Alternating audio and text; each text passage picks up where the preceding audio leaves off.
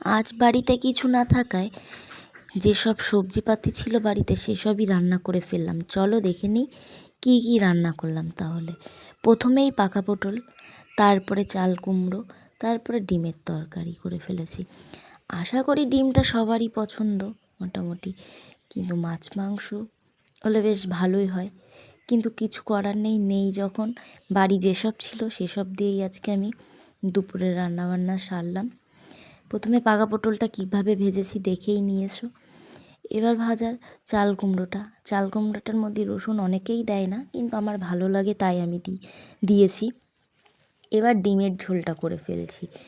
দুপুরবেলা এরকম ডিম ভাত খেতে মাঝে সাঝে খুব ভালোই লাগে। সব সময়ই মাছ মাংস ভালো লাগে না, কিন্তু ডিমটা মাঝে সাঝে ভালো লাগেই। ডিমের আর কি বলবো, সবাই রান্না করতে পারে কম বেশি। আমি যেভাবে রান্না করেছি আমি সেটাই তোমাদের দেখাচ্ছি। চলো গল্প করতে করতে আমার রান্না কমপ্লিট, খেয়ে নেওয়ার পালা। টাটা।